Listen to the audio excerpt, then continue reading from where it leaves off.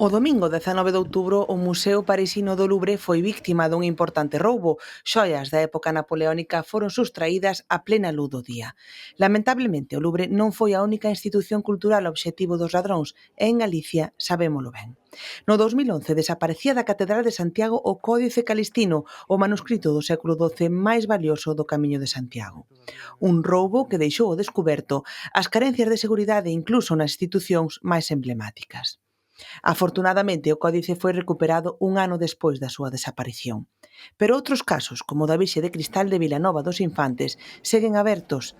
A obra, única no mundo, continúa desaparecida tras máis de 10 anos. Os museos gardan a cultura material, que son as probas materiais do que foi a historia, cousas da vida cotiá, por exemplo. Non podemos coñecer moito das persoas máis importantes, dos grandes acontecementos, as grandes batallas, pero a vida diaria, cousas que se cociñaban nunha casa, o valor cultural é inmenso, absolutamente inmenso. Pezas pois únicas como a Misa Lauriense, non? Que se conserva na catedral do Museo da Catedral de Ourense, ou o Tesouro de San Rosendo, tan importante, ou os esmaltes de Limoux, pero hai despois tamén auténticas cruces procesionais de un valor cuestionable, non? En algunhas parroquias que están depositadas no obispado, non? Nos museos galegos consérvanse pezas que falan da nosa identidade máis profunda.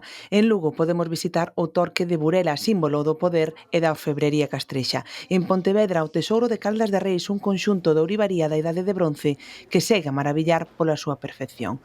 Con cada unha destas pezas temos unha responsabilidade a de conservalas e protexelas para o futuro. A seguridade 100% non existe. O risco sempre pode ser, e temos exemplos recentes, non? Agora ben, unha peza que está nunha sala, polo xeral, a parte das cuestións de cámaras e demais, control das entradas e das saídas por parte de persoas físicas, humanas, que é o esencial. A persona non é tan sencillo.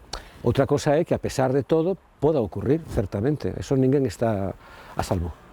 Non todo o patrimonio galego está en museos, boa parte atópase en pequenas igrexas, mosteiros e ermidas espalladas por aldeas e parroquias. En uns meses creamos o Depósito Diocesano de Bens Mobles, non?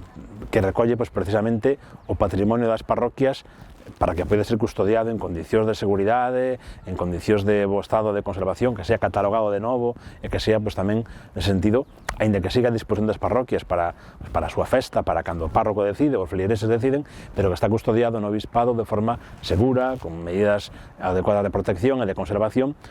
Sabemos que moito xa se perdeu, non? Moito ao longo dos séculos, non solamente por temas de roubos ou tal, senón a veces por descuido, por deixalo en lugares que non eran adecuados, e foi desaparecendo, non? A tecnoloxía convértese hoxe nunha aliada imprescindible. Cámaras discretas, sensores de movimento, sistemas conectados ás centrais de vixianza son ferramentas que permiten previr sen alterar a esencia dos espazos históricos. Primeiro hai que ver os artículos a proteger, como está o entorno, que hai alrededor dese entorno, facer un diseño a medida de cada sistema, non é vender unha alarma.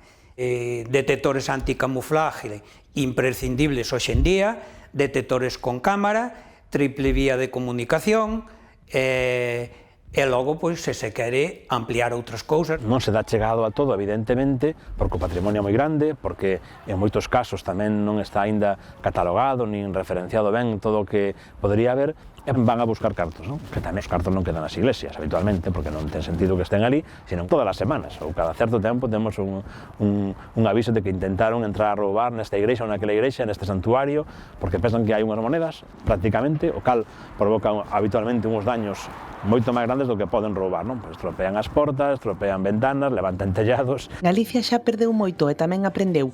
Agora o reto é garantir que os nosos tesouros, os de pedra, os de metal e os da fe, sigan connosco para sempre.